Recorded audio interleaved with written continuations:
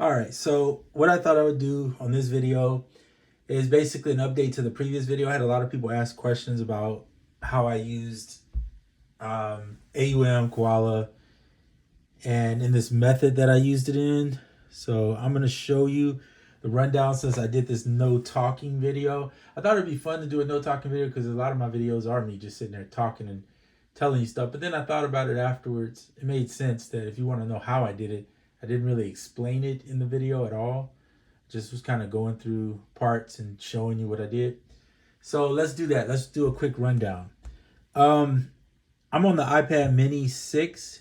You can run as many screens for the most part as your DSP will hold up to, but I tend to not use a lot in AUM. I use it more for as its purpose, which is a mixer. And so most of the song is created in Koala itself. But I think I spoke on this before. I like to use Koala as a slide over because it's just better for spacing purposes. One, because I can throw it aside or move it however I want to do.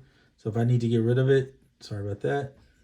It is challenging at times, but you can, and my finger, of course, when I say it's easy, I mess up, right? So there it is. I drag it, throw it aside. When I need to pull it back, it's right there. Just pull it right back. If I need to go into a bigger screen with it, then I can hit full screen or slide over and send it back, right? So I find that to be better than me trying to put it in here. And then if I put it into there as an AUV3, then I got to make sure I resize it. And then it's always in the way. Anyway, it's just a hassle. So that said, here's what I do. I set up 2 channels. Now, if I'm using Scalar, because I said this before, Scalar will actually work on the channel's lane. It affords me not to have to use an actual MIDI channel. So I just use 2 audio channels. And I set up one channel that has an instrument that can go through. Then I add a mixer. So if you go here, you touch on mix bus, you can add mix bus A. On this channel, put mix bus A here. All that's doing is routing the sound through here into here. In order to hear the things that go in Koala, you need to be able to use the headphones. So you'll see it says headphone and IAA, right? Inter-apt audio. Okay. Then I put Scalar here. Now in Scalar, a lot of people may see me, if they've ever seen my videos, they see me primarily focus on the MIDI aspect of it. And it's true, it is primarily good at MIDI. That's what it's made for. But they've added in sounds. So if you look right here, I'm actually going to try to, hold on a second. I have such fat fingers too, it's hard to, sometimes it can be challenging. All right, let's stretch this out a little bit here so you can see it. Okay, in Scalar 2, there is this little corner spot over here where you have sound. So you can actually run, and the piano sounds are decent. I wouldn't say they're the best ever, that's for sure, but they're definitely decent. So you can pull up a piano sound, and I pulled up the felt piano. I think on this one, I want to say I used the soft piano on this one. It's been a minute since I messed with it, but I know that's what I tend to gravitate towards, the softer piano. The felt piano is soft too and has its own distinct characters. Probably the best one in there is the felt piano. Anyway, I use the EOS 2 reverb and I use the ambience. Pretty much that's the main one I use on everything. And I just turn the mix down in it to 20%. That's it. So it's usually way up there. I just bring it on down to 20. On drums, when I use it on drums, I put it at like 10%. If I use it on the drums, right? To give it some air, I like to use that. All right. So I'll leave that there. And now whatever runs, if you know how AUM works, whatever runs starting here, it kind of runs down through these things. So when you're not trying to use that reverb there, you just pull them aside, right? But in this case, I started here. I'm using the piano here, the reverb here, and I plug it into here. Now, chord-wise, that's up to you how you choose to use it. I believe, I'm trying to think what I used chord-wise for this song. I had way more chords than that, so I can't remember which one I used. But I think it was lo-fi jazz is what I used. There's a lo-fi soul, and I think it was in the key of D. I want to say it's D minor. Let me see if I can find it real quick. I don't want to spend too much time searching for it, but let me see if I can find which one I used. Prism Render, I think it's called Render Audio, if you go to renderaudio.com, they sell scalar packs that have chords, and I use a lot of their stuff. That's my favorite stuff because it's got the jazz, the R&B, the soul kind of vibes, keys, and they have some other house stuff and all that. I believe this is the one. Doesn't sound like it at all, to be honest with you, but I make a lot of different songs, so sometimes it just depends on what I'm.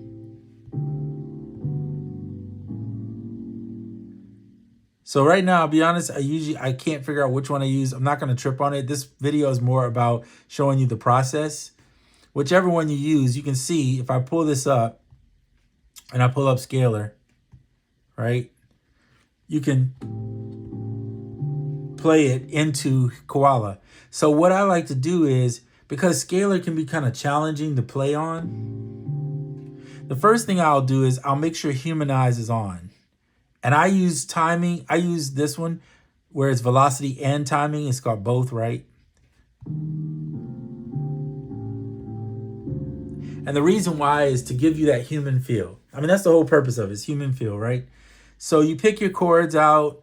You got them. Instead of playing your chords in like in the pattern that you would want, where I'd be going like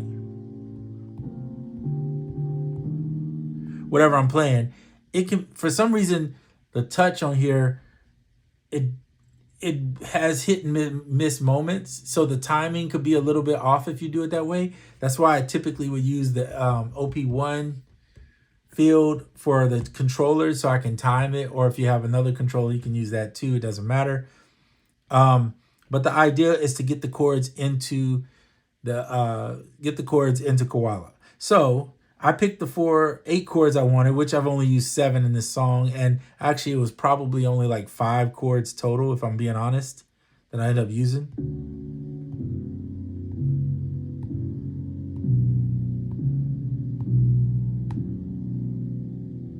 Maybe it's a little more, but whatever. It's pretty close. So there's the chords.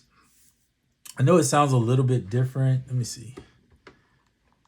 I am running this a little different versus like screen. When you use the screen, it sounds louder. And I'm running it right now through, hold on, let me see if that works. Okay, I'm running it through the SP, which I didn't do on the video you saw. I just did a screen record. So I recorded each chord in. So I'll press record, play that chord, and then you'll see it pop up there. And if you set your settings in here to where is it? Auto trim on record, then that'll help you get where you don't have to find the front spot of it. It'll just do it for you.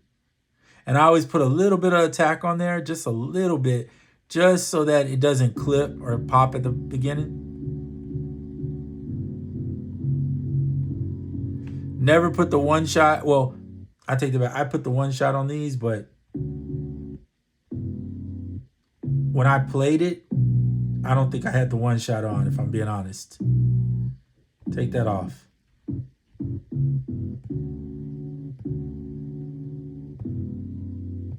So you can, just like a keys, you would come off, it's gonna come off. It's not gonna still linger unless you have a sustain pedal, right? So to prevent it from sustaining when I don't want it to sustain, if I do, I do, but if I don't,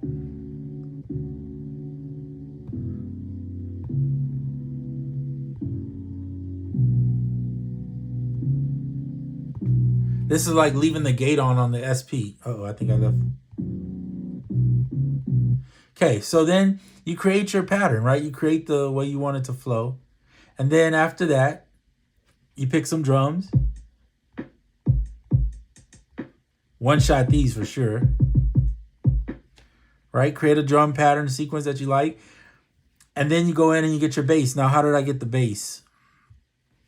So I used Trillion bass, which I have on the computer. You don't have to have that. You can use any bass instrument that you have. Another one that I like to use is iFretless bass. I've said that before. And then what I did was I added in the Grand Finale. It's Cleve Grand's thing, and they have a bass cut through. Actually, it made the bass too loud when I listened to it. So I need to pull that back. I'm going to pull it back about It was bumping really loud. I'll put close to 6 dB back. Not that I don't like bass, but it was so powerful. It was overpowering the chords. I couldn't even hardly hear the chords. All right, so I played. Now this is an example where I actually played the bass in on the piano on here.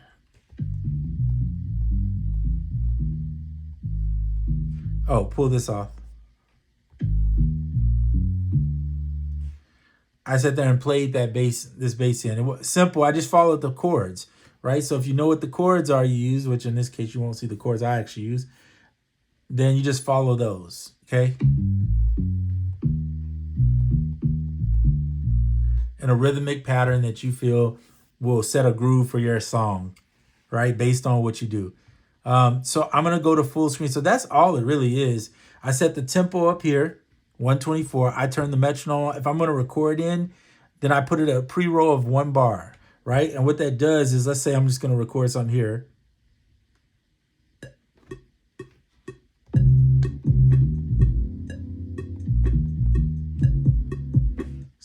Stop the record, and you see, there it is. So I just did whatever just to show you. So that's all I'm doing. It's just recording it. Everything's on the iPad. I did this I think I was on the couch or the bed, whatever I was. It was all just sitting there chilling. Okay, so you can do all this stuff on the iPad. You don't have to have a SP or OP1 to do it. I've shown it many times before that I'd use the Koala app and AUM and a couple of other apps to make music all the time, and it's pretty simple. So this is what you heard on the video. Let's see if I turned everything down so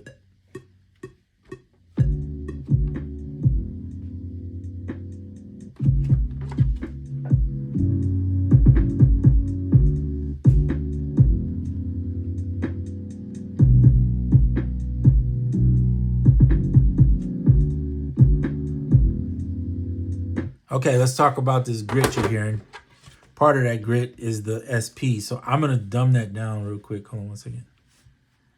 You hear vinyl. That's that 404 vinyl mixed in with that 303. So I'm going to turn that off so you can hear the song. It's good.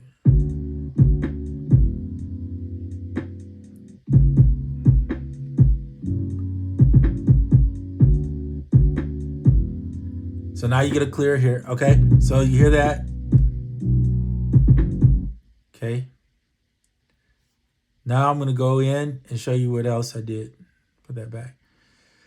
So one of the things I like to do in AUM is add my effects to the actual, like the master chain effects, right? To give you a basic mix. So you start your mix sort. You can mix in here and do it all in here if you want to, or you can just mix each sound, right? And I think the mix starts at the beginning first, and then you don't have as much mix at the end, if that makes sense. So basically, make your sound good from the beginning when you put them in here. Like, you see I turned the volume down on this hat? That kick is pumping. Turn the volume down on the snare. I put a little tone in here. I always turn my tone back, you'll see, on these. Because I like my stuff a little darker, a little bit bassier. Not bassier, but just darker, if that makes sense. The next thing is, you'll see here, I do all the stuff in here, record it. And the bass, it was pretty simple because I'd already recorded it once. I just needed to make them two 4-bar parts. You don't have to play all this at once. Like with bass, when I used to play, because it's harder in Koala, like I would just play the first part, stop, and then play the second part. Or you could play it all the way through and chop it into 2 pieces or 4 pieces or whatever you want to do. But I typically just play it all the way through. In this case, I played half of it because I was just making it up as I was going. So I wasn't sure what I was going to do. So I played half and then I played the second half. That's how I did it. Okay, let's talk about the mix. So a simple thing I always put on every master chain. I actually use a lot of this in the MacBook too if I'm doing something on there. Haze 2, Cleve Grand. I use a natural width on that. That's a must-have for me. This one, I can use tone boosters. Hold on, let me put this thing over here. All right. I can use tone boosters. I have the FabFilter Q3 I like too. And I just use a general purpose balancing mix. You just want everything to sound as balanced as possible. Then I take, and this you can go with or without, or you can add another one if you have something better. But I use Tone Booster's Real Bus to get that master tape emulator type thing going on. So you can use Chow. I think Chow, was it Chow Fun? Chow Fun. Beef Chow Fun does sound good though. But Chow Tape I think is really good. It's free. So why not if you can get that one for free? And then I use Barricade. This is probably the one this one and the Cleve Grand one are to me the two most important ones in the mix for me. The limiter compressor, I usually use the loud master and I leave it at 6 and then I tone it down just enough if depending on how loud the track is, right? That one and the Cleve Grand Haze 2, those are must-haves. Like I can pull these two out, I'll show you. I can pull these two out. Oops. They're off right now. That's the EQ and all that. And it'll still sound pretty good. There you go.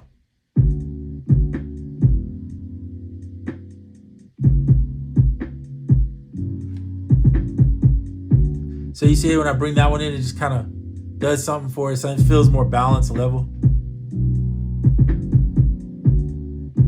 I'm sorry, I did that wrong. This one gives a little character. This one gives you the balance in the mix. So it evens out the bass a little bit. Now there's another trick or another thing you could do. If you got Grand Finale, Cleve Grand's Grand Finale, and you don't have Real Bus and you don't have the limiter Barricade, they have some pretty cool master presets in here that will let you help you to get your sound pretty balanced. So you could just use that if you wanted to. I like the Barricade the best though still. It's so simple and it's not a lot of extra work. I feel like every track I've made so far, in fact, I love it so much I bought the desktop version just because I love it that much. So every track will have Haze and Barricade. Even on desktop, I use those too. When I found what I like that works with my kind of style, I kind of just stuck with it. So you have to experiment and find what works for you. Unfortunately, that requires some buying of some things that you may not like. But watch videos, find out what your style is, see what people are doing, and then fit yourself into that loop wherever you find yourself to be. And you should be good. So yes, scalar can be used for instruments. Scalar can be used for just MIDI chords. If you use it for both, kind of gives you a ledge up on not having to worry about having another piano or something like that. Especially if you just want a simple kind of upright type piano or felt piano. I think the soft piano and that one in there are pretty good.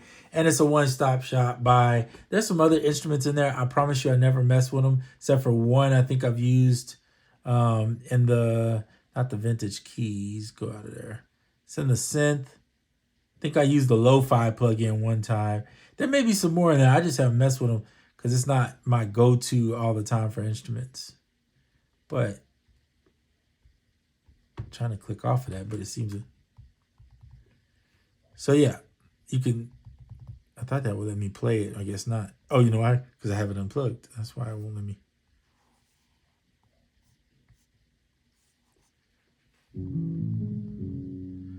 If that's too, and you can mess around.